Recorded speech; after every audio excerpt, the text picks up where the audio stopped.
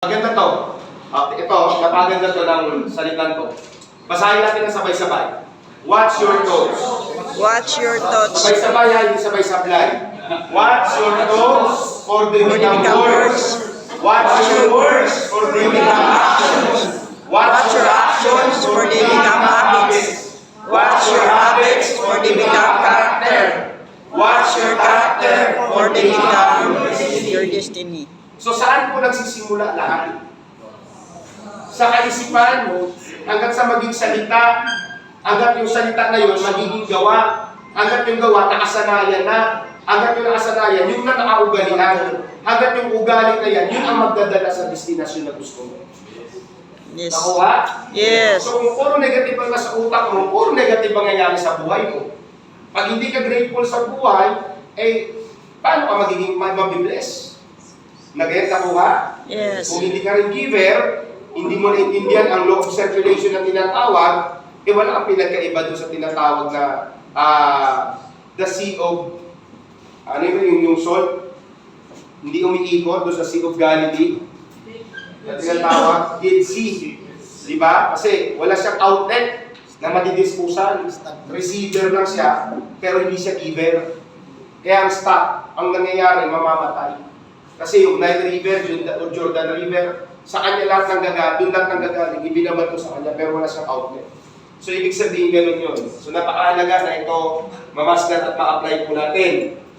Napakaganda to, pero hindi ko alam sa labas sa channel kung maririnig nila. Video to eh. Okay? Walang audio.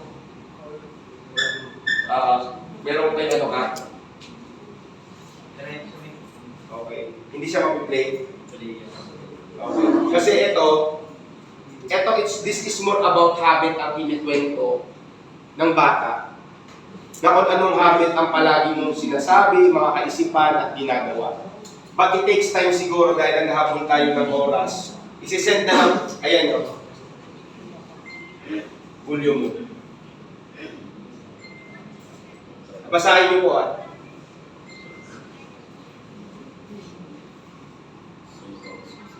Ibalik mo. Kasi may nabulong niya eh.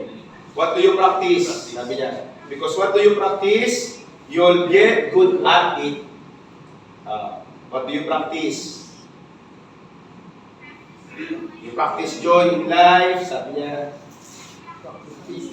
Yan.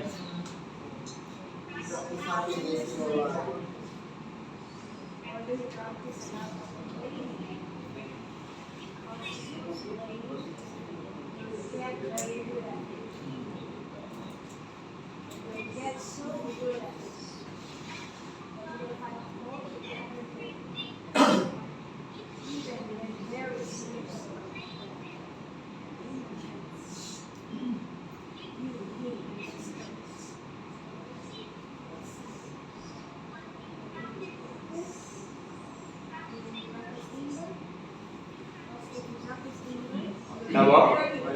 Kung ano pinapractice mo, maging magaling ka.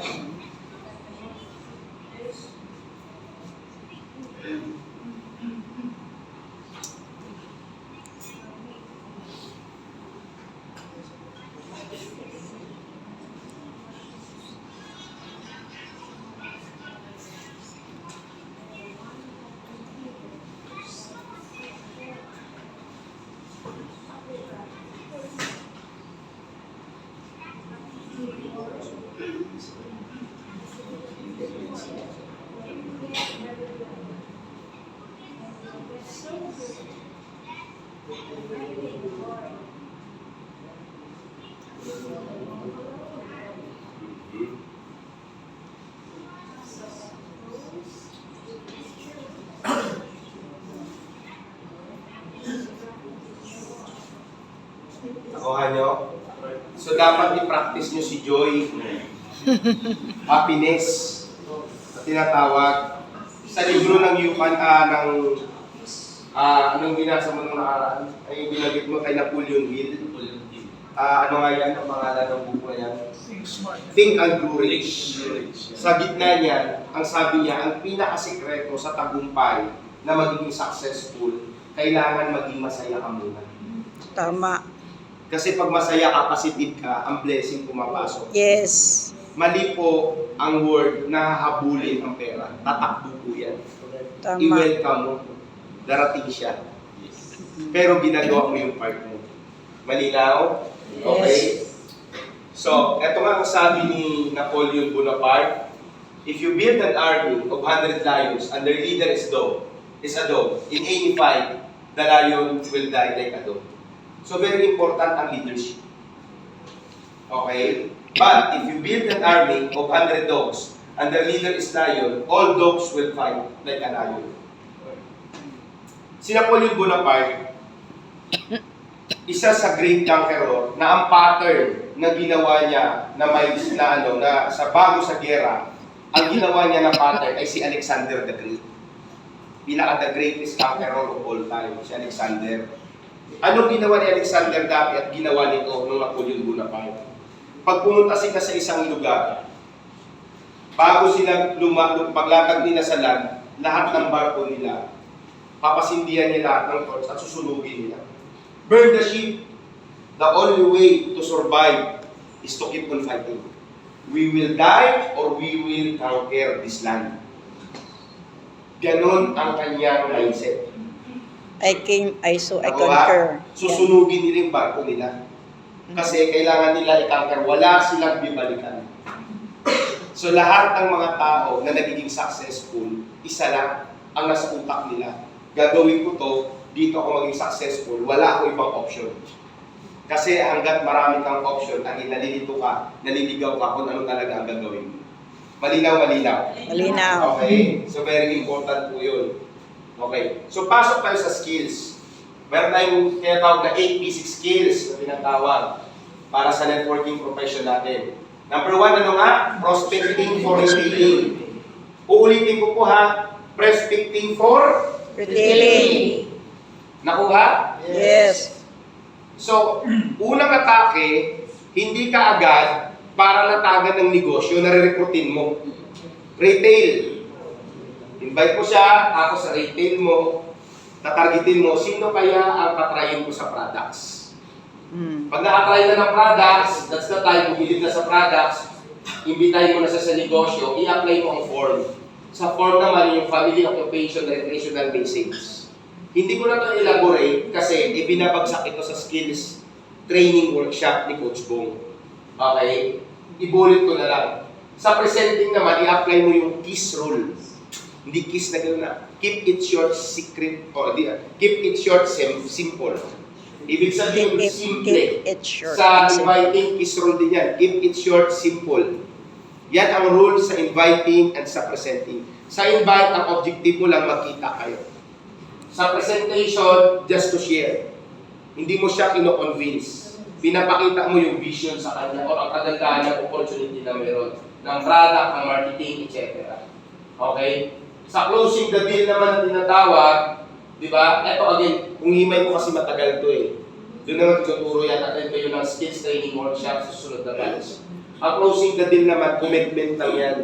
So, syempre, tatanungin mo siya kung ano nasa right na negosyo, kung maganda ba o hindi, at baka may tanong. Hanggat hindi ma-address ang concern, hindi po mako-close ang client. Business is about tinatawag na communication. Dapat malinaw ang inyong communication. Baka mamaya, andar ka lang ng andar sa salita, yung tinatamahan mo pala hindi na nakakinig. Kaya very important, alamin mo muna. At mo kami kagabi, kami ni Doc. Una kong tanong agad sa kanya, nung umupo, Doc, anong specialty niyo? Oncologist. Okay. Sa cancer. Saan po kayo nag-aaral sa US? Paano nag-aaral ka sa mas bumilib ako sa naturopathy? Saan ka nag-aaral? Sa Japan. Okay. So mas lalo matindi at lumawak ano. So dahil alam ko na siya, doktor, hindi na ako para magpaliwanag pa ng product. Kasi expertise niya yun. Kung networking ang usapan, ako to. Kung product siya yun. Malinaw. Yes. Kaya maswerte kayo, may taga-product kayo na Doc Ed dito. Yes. Alam ko, humanitarian si Doc nung nakwento niya. Kaya ang humanitarian mahilig talaga mag-service. Tama, Doc? More on ganun sila. Kaya may mga medical mission sila tinatawag na hindi lang para ikalat ang kung ano-ano mga produkto, kundi ini-educate nila. at maswerte kayo na nandito siya sa atin kasama sa pagpe-present, tatayo at imamarket or ipe-present ang advocacy niya, itutuloy niya para ipaintindi sa tao kasi ang pinakamalalang sakit, hindi po cancer, hindi po COVID, kundi ignorant. Tama? Di ba? So, ibig sabihin, doon natuturuan tayo. Alam mo, sa doktor, pag nagkasakit ka, imagine, kunting tanong, kunting sagot, may bayad. Pagdating mo sa doktor, di ba? Tama. Sasabihin ka ng doktor, ano nararamdaman mo? Inuubo po, Dok? Ilang linggo na yan? Isang linggo na, Dok. Ano pa? Inuubo. Tatanungin ng doktor, Dok, anong sakit ko? Ubusipon. Kasi pag di nagsabi. Tama, mali? Tama. Kasi pag hindi niya na alam, iano niya na ngayon sa machine. Mas mahal na yun, i-refer ka niya. Diba? Alam mo, ang ganda ng word na sinabi nito. Hindi mahal ang produkto. Sa totoo lang, napakamura niyan. Ang kailangan na hindi nyo lang kasi ma-educate. So kailangan i-educate mo muna kung anong mayroon. Ano ang benefit pag gumamit siya ng Senergreen. At bakit mahalaga ang Senergreen? Bakit ang tao nagkakasakit? Why people get sick? Diba? At bakit Senergreen ay kailangan ng katawan? Pag naintindihan niyo po yan, naku, napakadali. Ganun kasimple. Klaro-klaro. Klaro. Diba? So, ibig sabihin, from there, doon ituturo po yan. So, sa presenting, dapat mamasdan nyo rin ito, ang basic. Hindi yung tinatawag na yung mga kinikwento mo lang, diba? Dahil narinig mo lang. Oo, okay yan para ikwento yung mga narinig. Pero kailangan, diba? Dapat lumalalim ka. And syempre, sa presenting, ikaw dapat na nagpe-present, presentable din. Don't explain, exaggerate explanation. Just to convince the people. We need to be honest in the presentation. Pag may tanong at hindi mo nasagot, sabihin mo sa kliyente, first time ko narinig ang question mo na yan. Napakaganda. Malinaw? Assignment ko yan aaralin. Alam mo, pag honest kayo, mas gusto kayo samahan ng tao. Pag tinanong ka kung kumikita ka na ba, sabihin mo kung anong totoo. Yes. Hindi pa. Nagsisimula pa lang ako. Pwede mong sabihin, matagal ako member, pero hindi ko naman trinabaho yung product lang, pero ngayon pa lang ako magsiseryoso. Be honest. At ang rule of the presentation, never, never, never, never argue. Maybe you win the argument, but you lose the relationship and sales. Yes. Alam mo, sinasamahan ng tao ang tao, at ang iniiwan din ng tao yung tao. So lahat is all about relationship and communications, negotiations. Malinaw. Malinaw. Hindi magalingan. Pag hindi ka maalam, yung tipong ikaw lang lahat magaling, sa loob ng room ay sigurado, marami ka makakalaban. So ganun kasi, hindi, dapat honest presentation lang. Doon mo lang yan.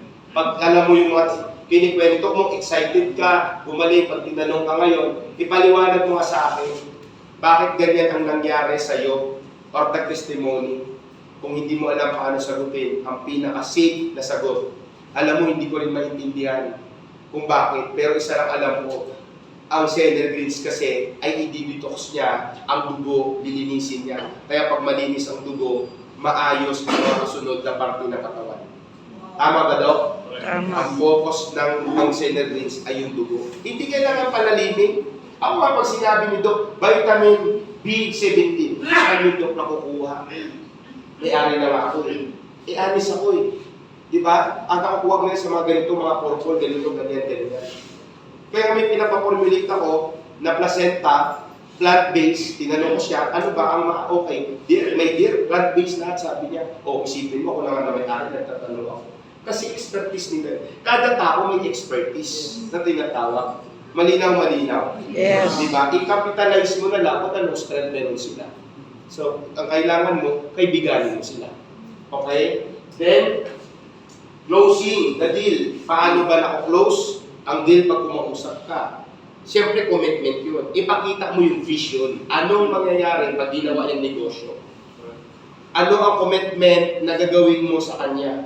Alam ka naman sasabihin mo lang, bubultusin kita, bahala ka na sa mga anak mo, ha? Malinaw? Malinaw. Siyempre, it's all about commitment na tinatawag. Ipakita mo yung future. Ako, hindi ko naman yung product, hindi ko sinishare ko lang ang product. Ang pinapakita ko palagi yung vision na mangyayari. Imagine, ang laki-laki ng market, di ba? The laborer is very few. Di ba, ilan lang kayo. Ang laki-laki ng market ng Western Visayas. Malinaw. So imagine pag kayong nagkalat nito at maging member nyo at lumaki, ang reorders pa lang, tiba ka na. Yung entry na pumapasok, tiba ka rin. So sa pumasok may kita ka, sa reorder may kita ka. Nakuha? Yes. So ang daming kita. Kaya palagi tayo nagkikita-kita. Kasi pag wala kayong kita, sigurado hindi tayo magkita-kita. Yes! Ganun ka simple. Okay? So very important yun. Okay.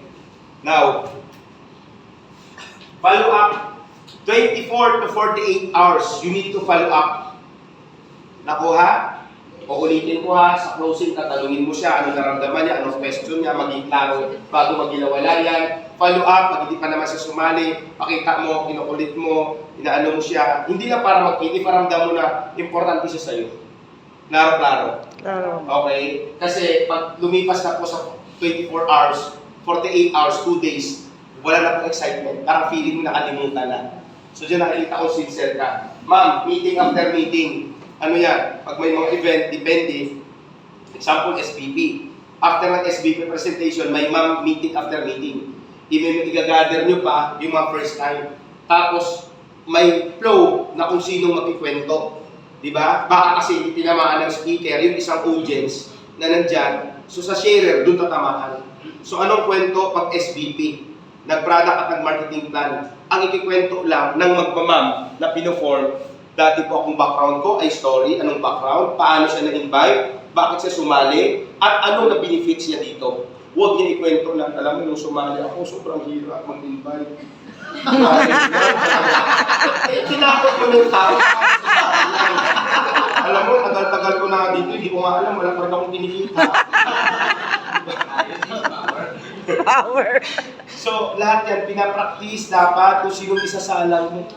Sa share, mataas tatlo, different background. Kasi pag sobra naman, matatagalan na, kumbaga luto na batok na. Nadala na yung tao. Nakuha. Yes. So, babantayan nyo lang kung anong background. Bantayan yung speaker. Kayo na apply, huwag kayo lumabas. Diyan kayo, palagi tabihan mo, ang invite mo. Di ba? After abangan mo, ay dito na tamaan, ay itong background. Tapos ikaw, di ba, ikikwento mo doon sa isa, nagpo-form ka kung sino ang pwede mag-talk niyan. So different. Halimbawa, real estate, okay, siyang bagay sa kanya. O ito naman, halimbawa, empleyado, pasok din sa kanya. O di ba? O may related sa doktor. Nakuha nyo? O, mga taong bahay naman sa magulang, example, kung sino nanay dyan, siya naman ang magsishare. O wala naman trabaho. Kung may audience din na walang trabaho. Yung simpleng sharing, tapos wag naman sobrang haba. Alam mo yung sharing na tinatawag, share. Kunti lang. Di ba? 1 to 3 minutes, tapos na. Klaro-klaro. Claro. Okay? So yan ang ma'am na tinatawag. After this, example, ang tawag dito, di ba? Nag-training. Excited lahat. May bago dyan. Di ba? Magbigyan pa, magbibilog. Grabe no, ang ganda ng training. Di ba? Dapat i-apply natin. Dapat ganito, dapat ganyan, dapat ganyan. Hindi yung ma'am na, daming problema nga eh. Ganito, ganyan. So paano energy lang naman ang nagdadala. Yun, diba? Nakuha. Sa mga SBP presentation, rule din to singit ko lang. Huwag pag-usapan ang mga problema pag nasa event kayo. Kasi negative vibes yan. Babara ang blessing. After the event, tatapos na lahat ang eksena sa kanyang pag-usapan. May oras para doon, para sa kumpisanan na tinatawag. Malinaw. Dapat rule yan. Dapat gusto ko lang aral marunong. Dapat hindi lang isa ang magaling. Dapat ang sistema, lahat matuturo para gumaling ang bawat isa. Sistema ang papaanda rin natin. Kasi kung si Eric lang magaling at siya lang, mapapagod sila. Paano pag wala sila? Walang andar ang negosyo nyo. Malinaw. Malinaw. Klaro? Yes. Maliwanag. Tandaan Yes. yung negosyo na to, hindi nyo lang to negosyo ni-apply kayo. Kung gusto niyo magiging successful, the word itself success, pag tinanggal mo yung you, hindi siya mabubuo. So ikaw yan. Ikaw ang magpapatakbo at ikaw magpapaanda, tulong-tulong ang bawat isa. Klaro. Yes. So dapat naka-program kayo sa ganun. Okay? So follow up, again, meeting after meeting. Sunod, ABC rule. Pag sinabing ABC rule, advisor, bridge client. Okay? Example, ang advisor si Doc. Okay? Or sino man yung upline, si Eric. So, ang mangyayari is this, i-build up si Eric. I-build up si Doc. Hindi, Doc, may invite ako. Mayaman ko. Negative. Tignan nga natin, Doc, kung kaya mo busy. Hindi natin busy. Minaliit mo siya eh.